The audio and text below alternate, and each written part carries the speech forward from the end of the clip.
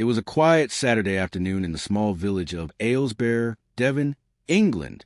The kind of day where life feels slow and ordinary. The sun was shining.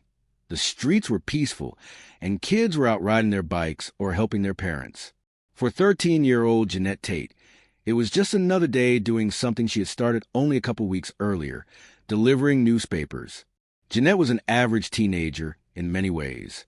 She loved riding her bike, hanging out with friends, and taking care of her horse. She lived with her father, stepmother, and younger sister. Her mother lived elsewhere after the divorce, but Genette still kept in touch with her. She was described as happy, responsible, and a little shy, but nothing about her life suggested anything out of the ordinary. That day, August 19, 1978, was supposed to be routine. Genette was filling in for a friend on a paper route. Around 3:20 p.m., she was seen riding her bike down Whitton Lane, a narrow rural road lined with trees and hedges. She was wearing her usual jeans and t-shirt. She had a small bag with newspapers slung across her shoulder.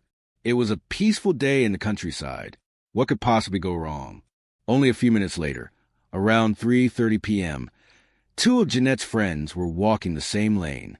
They saw something strange. A bicycle lie on the ground, newspapers scattered around it. At first, they thought maybe she had just gone into one of the nearby houses. But they waited and waited. Genette never came back. The bike was in good condition. The chain hadn't fallen off. The tires weren't flat. It didn't look like an accident. It looked like someone had simply dropped everything and vanished. The two girls grew worried and went to the nearest house to ask for help. Soon, adults joined in the search. The police were called. But there was no sign of Genette anywhere. This was not a big city. Aylesbury was a tiny village.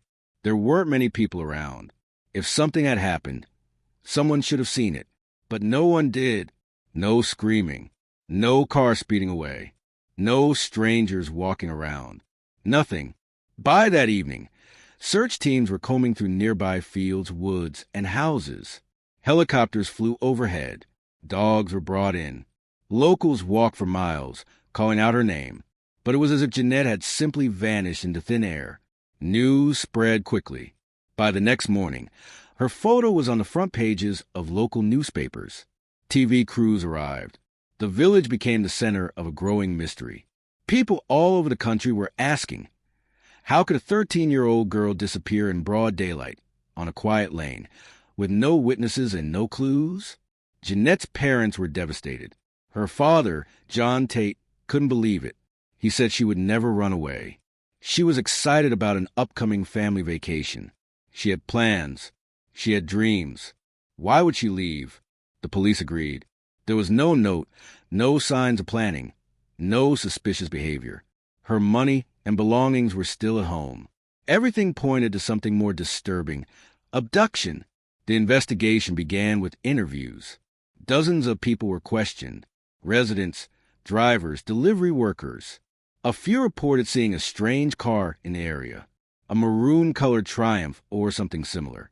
But no one could say for sure who it belonged to. One witness even claimed to have seen a man around the area, but the description was vague.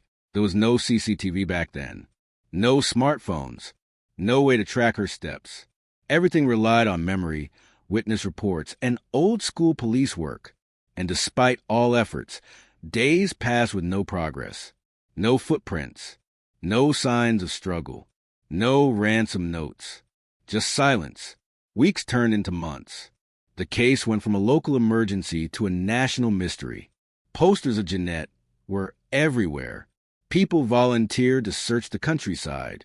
Letters poured in with tips, dreams, even psychics claiming to know where she was. But nothing helped. Her father made TV appearances, begging the public for help. He even kept her room exactly the same, hoping she'd come home. Her friends at school left her seat empty. Her birthday passed with no celebration. No one could believe that a girl could simply vanish while doing something as normal as delivering newspapers. It was every parent's worst nightmare. Eventually, the leads dried up. The case went cold. But the pain didn't. Her family kept hoping. Her father never stopped searching. And the people of Aylesbury would never forget the summer day when one of their own simply disappeared. But this was only the beginning, because years later, a new name would enter the story.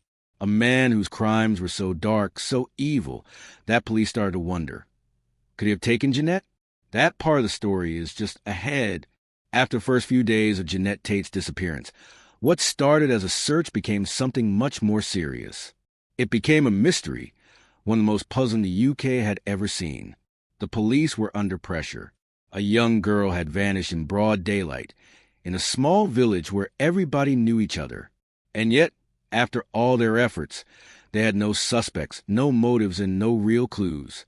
It felt like they were chasing shadows. Detectives tried everything. They brought in search dogs, interviewed every resident nearby, and examined her bike and newspaper bag for fingerprints or other evidence. Nothing useful turned up.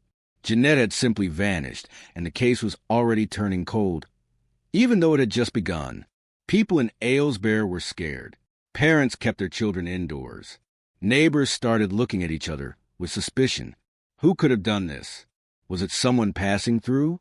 Or someone who lived right there, hiding in plain sight?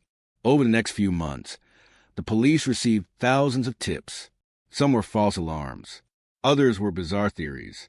People claimed to have seen Genette in other cities, even other countries.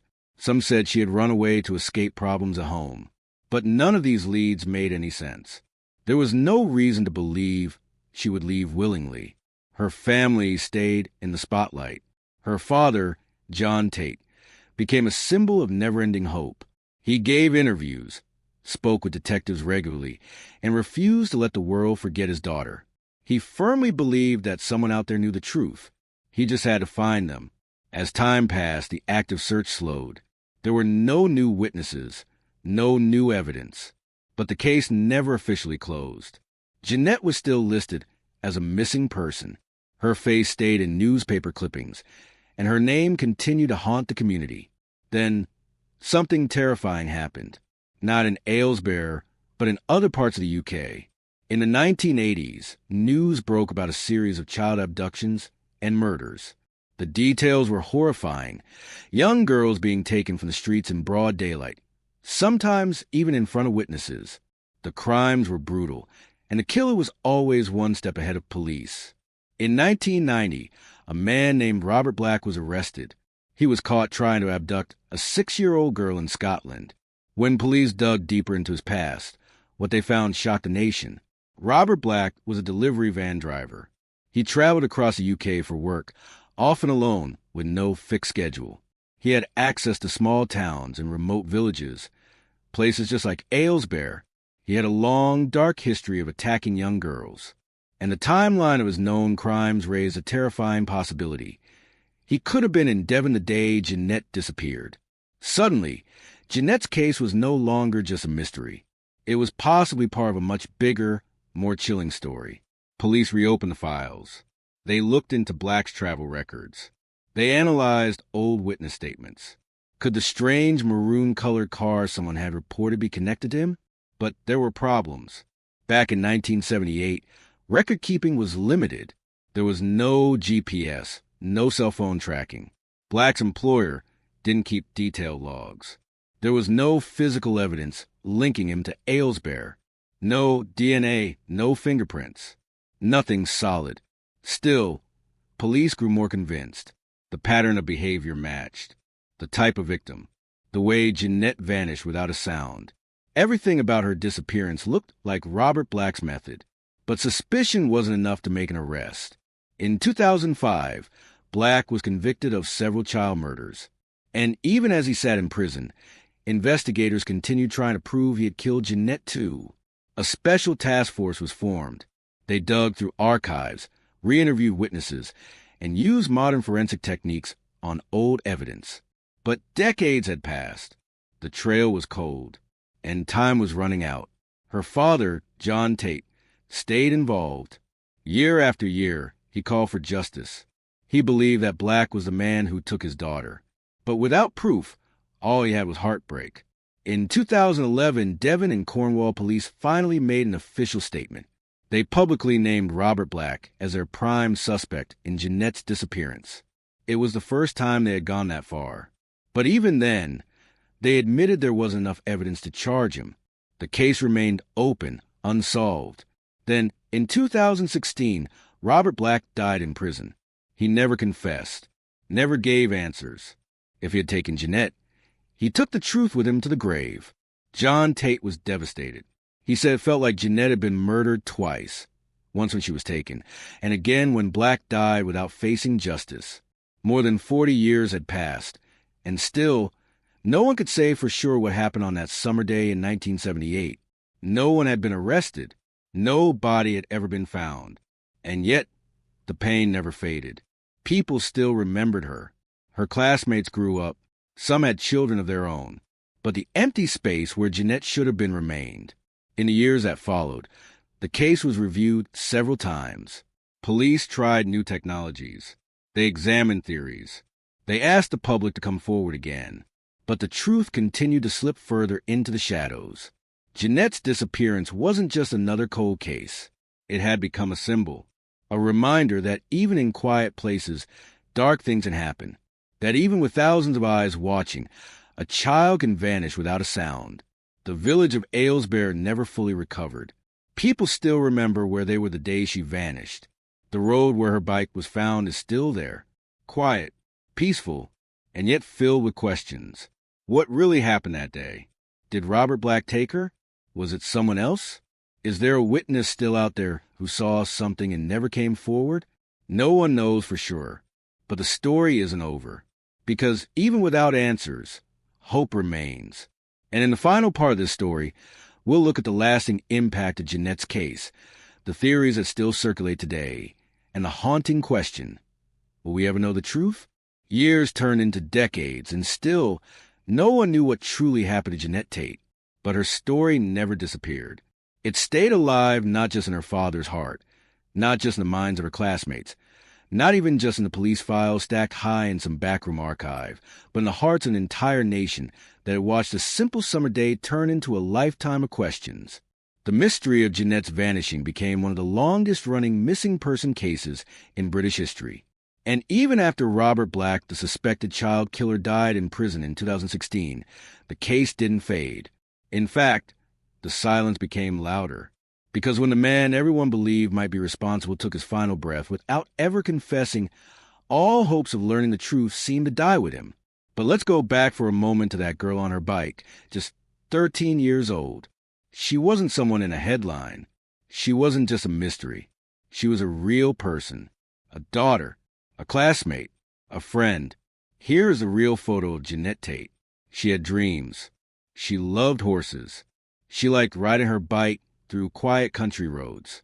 She had a life ahead of her, one that was stolen in an instant, and the world still remembers. Every few years, Genette's case comes back into public view. Journalists revisit it. Police recheck the files. Her father, John Tate, even into his old age, never stopped pushing for answers. He remained vocal, passionate, and heartbroken. Even though he had moved to Scotland, far from Aylesbury, he always said, "That road where her bike was found, it never leaves me. That day never leaves me." Before his death in 2020, John Tate gave one last emotional interview. He said, "I just want to know what happened. I don't need revenge. I don't even need someone punished. I just want the truth. I want to bring my daughter home." But that truth never came. Genette's mother and other family members lived quietly, choosing to grieve out of the spotlight. The pain of not knowing, of never finding her, of never burying her, was something no parent should ever experience. There have been many theories over the years.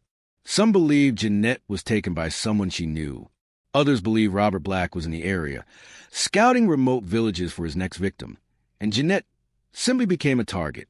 Some even wonder if there's a second suspect someone never identified still out there, their secret buried deep. But no theory has ever been proven. The location where her bicycle was found is still visited by those who remember. Some leave flowers. Others pause in silence. The road looks the same. Trees line the edges. Birds sing overhead. But in the minds of those who know the story, it's a place frozen in time. A place where a little girl disappeared.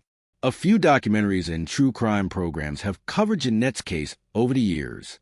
Most of them in the same way acknowledging the heartbreak, the confusion, and the eerie silence that still hangs around the case. No one could explain how a girl, delivering newspapers, could vanish in broad daylight, on a quiet road, without a scream, a struggle, or a trace. Some believe the truth will still come out someday, that someone knows something, that guilt might bring a witness forward even after all these years. But maybe the hardest part is accepting that the world doesn't always give us answers. Sometimes we have to live with the mystery. Still, the name Genette Tate continues to matter, not because of what happened to her, but because people refuse to forget her. And maybe that's the most powerful thing we can do. Remember the missing. Share their stories. Keep the light on, even when it feels like no one's watching.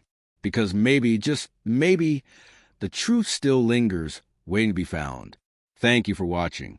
If this story moved you, helped you see a mystery in a new way, or simply made you think, then please don't forget to like this video and subscribe to AI Alvantis. Your support helps us keep telling stories like this, stories that should never be forgotten. Hit the bell icon so you never miss the next mystery. And if you have any theories about what really happened to Genette Tate, let us know in the comments below, because someone out there might still hold the missing piece. Until next time, stay curious, stay safe, and remember, the truth is never too far away.